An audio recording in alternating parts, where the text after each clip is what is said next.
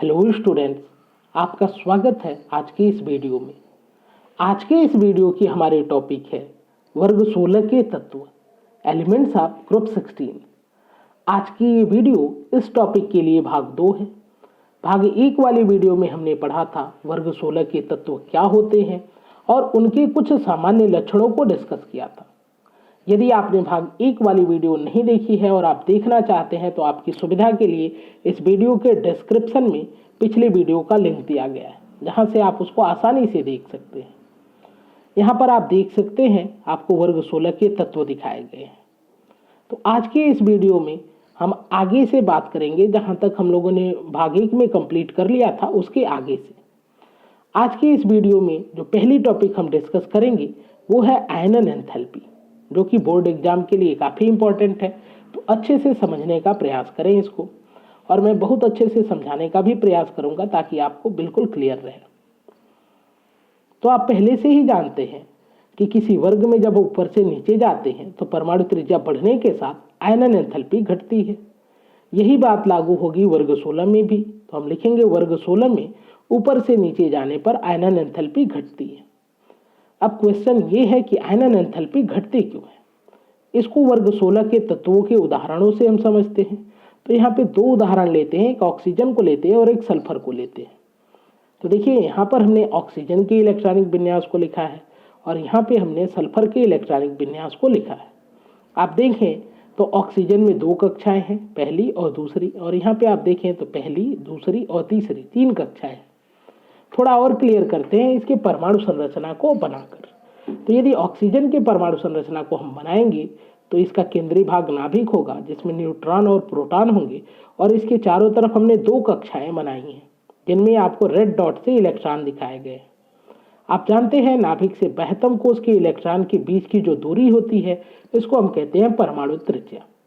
इसी प्रकार जब हम सल्फर का बनाएंगे तो कुछ ऐसा होगा, बीच में है नाभिक जिसमें प्रोटॉन और न्यूट्रॉन है, और इसके चारों तरफ 3 कक्षाएं हैं और इसमें ये इलेक्ट्रॉन दिखाए गए।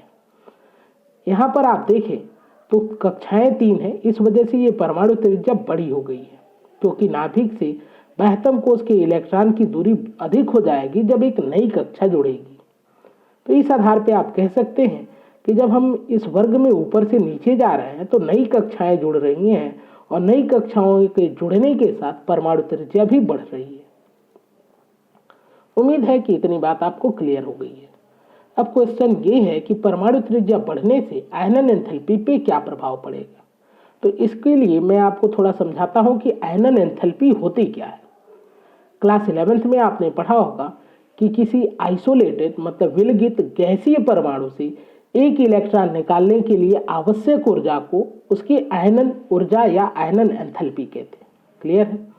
तो हम क्या करेंगे, ऑक्सीजन के एक परमाणु को लेंगे और एक सल्फर के परमाणु को लेंगे, तो बिल्कुल अलग होगा, किसी से जुड़ा हुआ नहीं रहेगा, इसलिए कहेंगे आइसोलेटेड या हिंदी में कहेंगे विलगित। और ये परमाणु गैसीय अवस्था में होंगे। इनसे एक एक इलेक्ट्रॉन को निकालने की कोशिश करते हैं। तो आप देखें जब ऑक्सीजन के इलेक्ट्रॉन को निकालने की हम कोशिश करेंगे तो हमको यहाँ पे ऊर्जा देनी पड़ेगी, क्योंकि ये इलेक्ट्रॉन नाभिक के आकर्षण बल द्वारा जुड़ा हुआ है। तो यहाँ पे जो ऊर्जा देंगे उनकी तुलना करते हैं। यहाँ पे देखिए, यहाँ पे आकर्षण ज़्यादा काम करेगा क्योंकि परमाणु त्रिज्या छोटी है, और आप जानते हैं जब बीच की इन दोनों आवेशों के बीच की दूरी कम होगी तो आकर्षण ज़्यादा लगेगा। तो यहाँ पे ऊर्जा भी ज़्यादा देनी पड़ेगी। यहाँ पे आकर्षण कम लग रहा है, इसलिए कम ऊर्जा से ही हम इसके इलेक्ट्रॉन को निकाल सकते हैं। अर्थात कि जब वर्ग में हम नीचे आ रहे हैं तो इलेक्ट्रॉनों को निकालने के लिए जो आवश्यक ऊर्जा है वो घट जा रही है, अर्थात जो आयनन ऊर्जा है वो घट रही है। क्लियर है। तो इसलिए मैंने कहा कि वर्ग 16 में जब ऊपर से नीचे जाएंगे तो आयनन एंथैल्पी या आयनन ऊर्जा भी इसको आप कह सकते हैं, ये घटती है। तो इस कारण को भी यहाँ पे मैं लिख देता हूँ, क्योंकि परमाणु त्रिज्या अधिक होने पर नाभिक का बाह्यतम कोश के इलेक्ट्रॉनों पर आकर्षण दुर्बल हो जाता है, तब इलेक्ट्रॉनों का निकालना आसान हो जाता है। क्लियर है कि आयनन एंथैल्पी क्यों घटती है। अब हम बात करते हैं कि किसी आवर्त में आयनन एंथैल्पी में क्या परिवर्तन होता है। किसी आवर्त में बाएं से दाएं जाने पर परमाणु क्रमांक बढ़ने के साथ परमाणु त्रिज्या घटती है, अतः आयनन एंथैल्पी बढ़ती है। इसको थोड़ा हम समझते हैं। तो यहाँ समझने के लिए हम नाइट्रोजन, ऑक्सीजन और फ्लोरीन का उदाहरण लेते हैं। आप देखेंगे तो ये आपके आवर्त सारणी के आवर्त 2 के तत्व हैं तीनों। अब इन तीनों के परमाणु क्रमांक यहाँ पे लिखे गए हैं और उनके इलेक्ट्रॉनिक विन्यास भी यहाँ पे लिखे गए हैं। आप देखें तो इन तीनों में 2-2 कक्षाएं हैं, लेकिन आप देखिए परमाणु क्रमांक इनके कम या ज़्यादा है। जैसे आप देखिए 7 है, 8 है, 9 है। अब थोड़ा हम क्लियर करते हैं इनकी परमाणु संरचना को बना के, ताकि आप आसानी से समझ पाएं। तो जब हम नाइट्रोजन बनाएंगे तो नाभिक में प्रोटॉन की संख्या 7 होगी। नाभिक में न्यूट्रॉन भी होता है, लेकिन यहाँ पे मैंने दिखाया नहीं है, और ये 2 कक्षाएं हैं। ऑक्सीजन बनाएंगे तो ऑक्सीजन में प्रोटॉन की संख्या 8 होगी और 8 इलेक्ट्रॉन भी होंगे जो इन 2 कक्षाओं में फैले हुए हैं।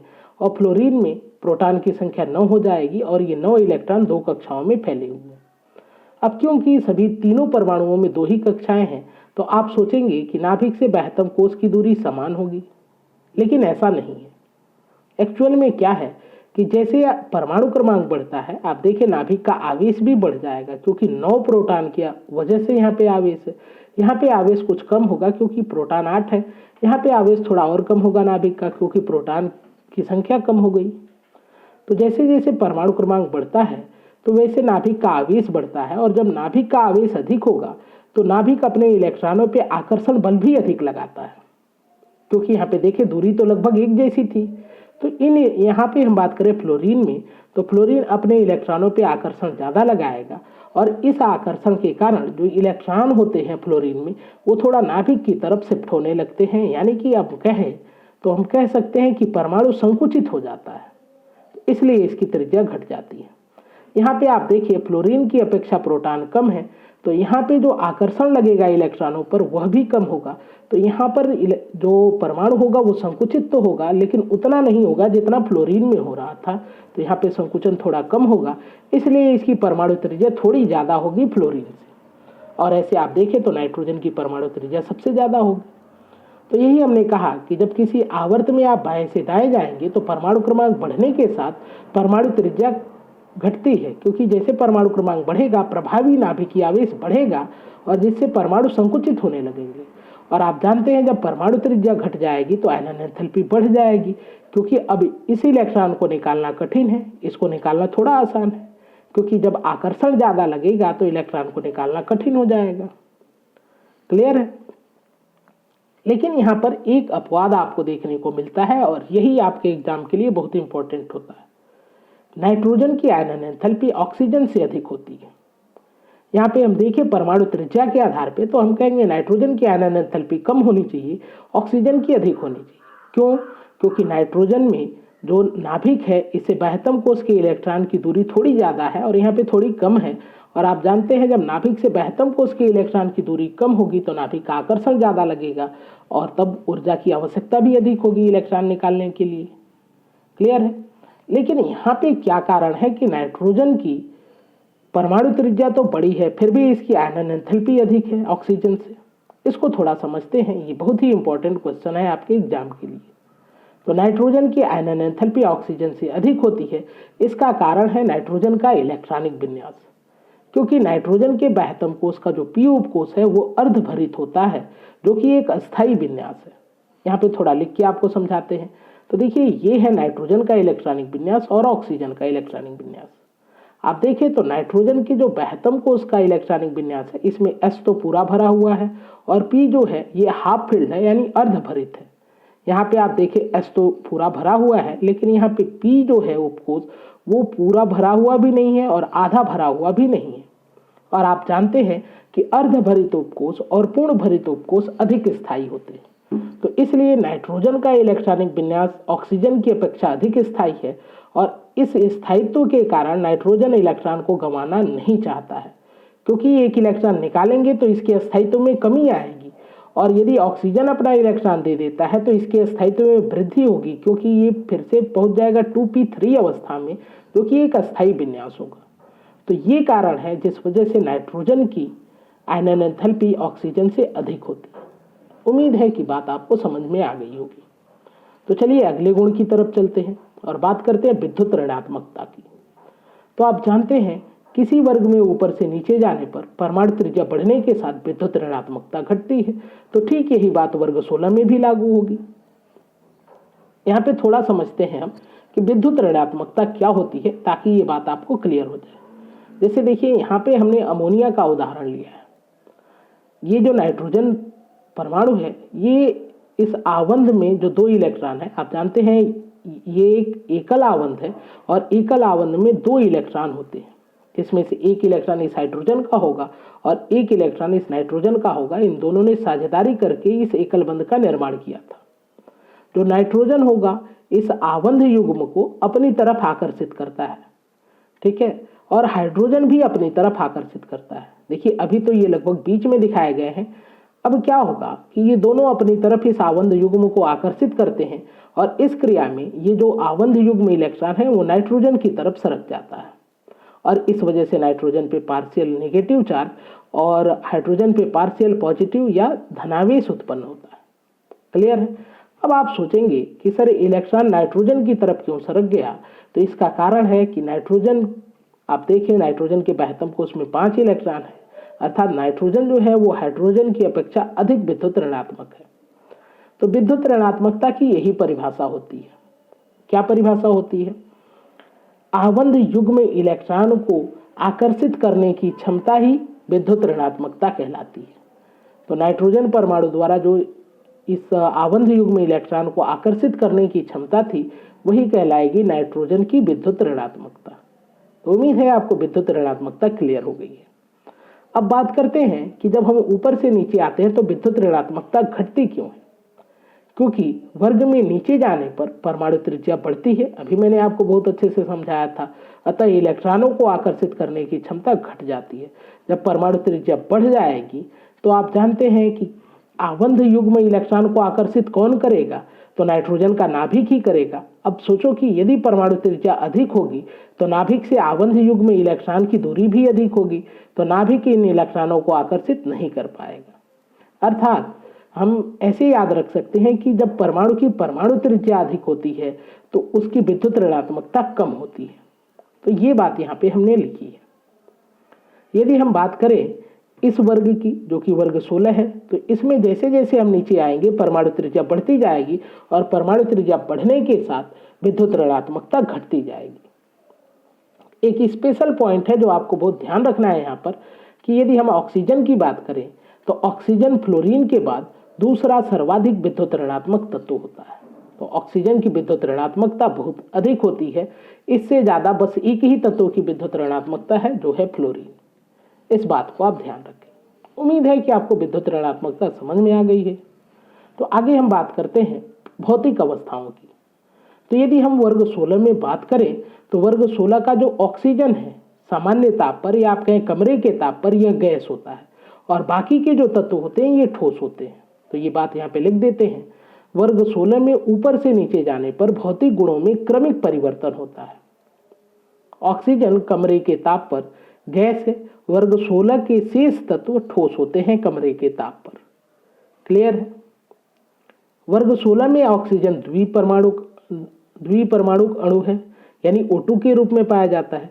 जबकि यदि सल्फर की बात करें तो ये बहुपरमाणुक है, क्योंकि S8 के रूप में विद्यमान होता है। क्लियर है। तो ऑक्सीजन द्विपरमाणुक है, सल्फर बहुपरमाणुक है और साथ में ये भी बहुपरमाणुक है। वर्ग 16 सभी तत्वों के अपर रूप होते हैं। वर्ग 16 में जितने भी तत्व हैं, यहाँ पे थोड़ा लैंग्वेज आप सही कर लीजिएगा, वर्ग 16 के सभी तत्वों के अपर रूप होते हैं। तो जितने भी ये तत्व हैं सब अपर रूपता प्रदर्शित करते हैं। तो चलिए अगले गुण की बात करते हैं, धात्विक तथा अधात्विक लक्षण। वर्ग में ऊपर से नीचे जाने पर परमाणु क्रमांक बढ़ने के साथ धात्विक लक्षण बढ़ता है। अब क्यों बढ़ता है, इसको आप ऐसे समझ सकते हैं कि जब ऊपर से नीचे जा रहे हैं तो परमाणु त्रिज्या बढ़ रही है और परमाणु त्रिज्या बढ़ने के साथ इलेक्ट्रॉन निकालने का गुण भी बढ़ रहा है। और आप जानते हैं धातुओं में इलेक्ट्रॉन त्याग करने का गुण होता है। तो इस लिए जब किसी भी वर्ग में, वर्ग 16 या किसी भी वर्ग में जब आप ऊपर से नीचे जाएंगे तो धात्विक लक्षण बढ़ेगा। तो ठीक यही बात वर्ग 16 के लिए भी है, क्योंकि वर्ग में नीचे जाने पर परमाणु त्रिज्या बढ़ती है और विद्युत ऋणात्मकता घटती है।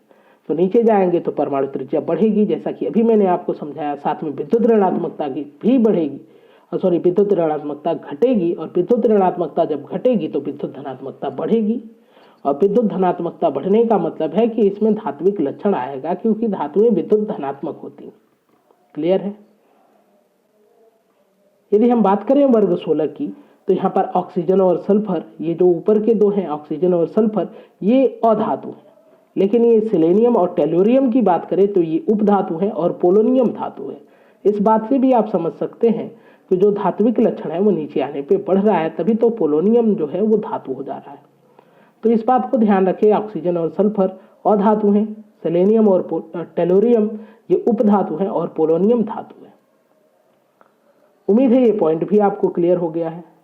तो दोस्तों ये थी आज की वीडियो। उम्मीद है आज की वीडियो आपको पसंद आएगी। यदि वीडियो आपको पसंद आती है तो वीडियो को लाइक करें, अपने दोस्तों के साथ शेयर करें। हमारे इस चैनल को सब्सक्राइब करके बेल आइकन को प्रेस कर लें, ताकि आगे आने वाली वीडियो का नोटिफिकेशन आपको टाइम से मिल सके। वीडियो से संबंधित अपने विचार को कमेंट बॉक्स में जरूर लिखें। आज की ये वीडियो देखने के लिए, हमारे इस चैनल से जुड़ने के लिए आपका धन्यवाद। मिलते हैं आपसे इस चैप्टर की अगली वीडियो में, जहाँ पे आगे के कुछ गुणों को, जैसे रासायनिक गुण, ऑक्सीकरण अवस्था, इन सब की बात हम करेंगे।